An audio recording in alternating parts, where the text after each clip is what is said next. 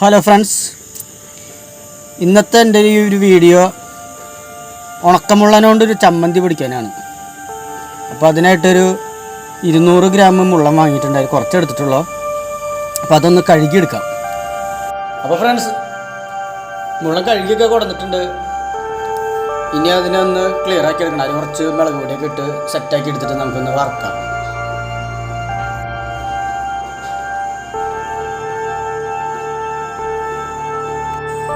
മുള്ളാണെങ്കിൽ വറുത്തെടുത്തിട്ടുണ്ട്.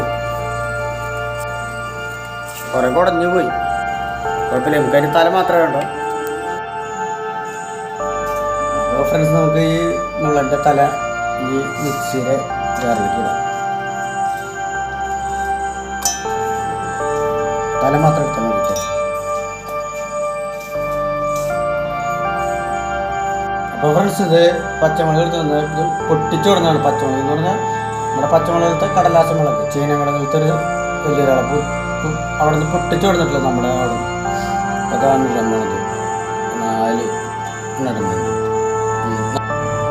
അപ്പോൾ നമ്മുടെ മിക്സിയും എടുത്ത് വെച്ചിട്ടുണ്ട്. ഇത് നമുക്ക് അരച്ചെടുക്കാം. അപ്പോൾ നമ്മളത് മിക്സിയിലൊക്കെ എടുക്കുകയാണെങ്കിൽ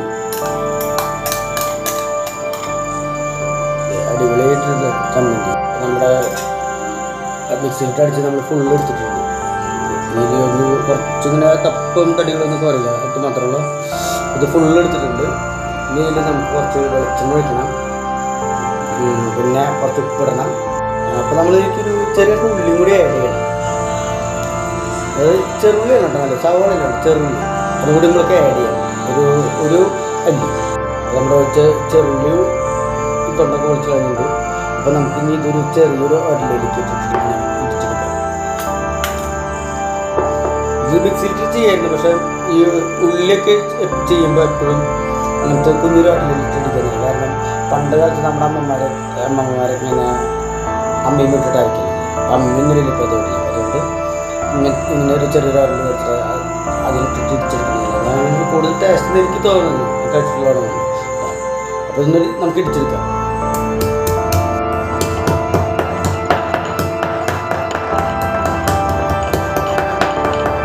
ഉള്ളിൽ പെടണമെന്നില്ല. അപ്പോൾ നമ്മുടെ ഉള്ളി ചതച്ച് കഴിഞ്ഞു. അപ്പോൾ അതൊന്ന് നമുക്ക് ഈ പിരിക്കാൻ എടുക്കാം. അതൊക്കെ സ്പൂൺ എടുക്കുന്നത് നല്ല കൈ കൊണ്ട് എടുക്കുന്നത്. കാരണം കല്ലല്ലേ, ചിലപ്പോൾ എന്തെങ്കിലും ഒരു അംശം നമ്മുടെ എങ്ങനെയും കല്ലിൻ്റെ അംശം വരുമെന്ന് അറിയില്ല. അതുകൊണ്ട് ഇനി നമുക്ക് വേണ്ടത് കുറച്ച് ഉപ്പ്. ഇതിൻ്റെ പാകത്തിന് ഒരു 4 സ്പൂൺ, പിന്നെ കുറച്ച് വെള്ളം,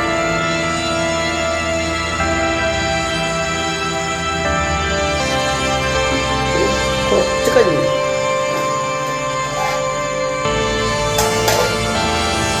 കുറച്ച്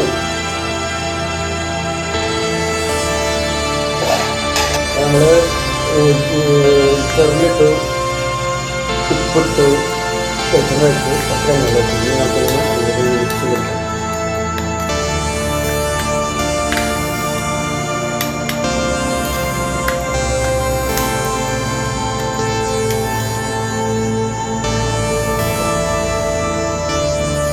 എല്ലാം മിക്സ് വെക്കാം. കൊള്ളാം, ഓക്കെയാ. ഉപ്പിത്തിരി കുറഞ്ഞുകൊണ്ട്. അപ്പോൾ നിങ്ങളുടെ ഭാഗത്ത് നിന്ന് ഉപ്പിത്തിരി കൂടെ ഇഷ്ടപ്പെട്ടു കഴിഞ്ഞാൽ കണ്ടിരിക്കുന്ന അടുത്ത വീഡിയോ പിന്നെ കാണാം.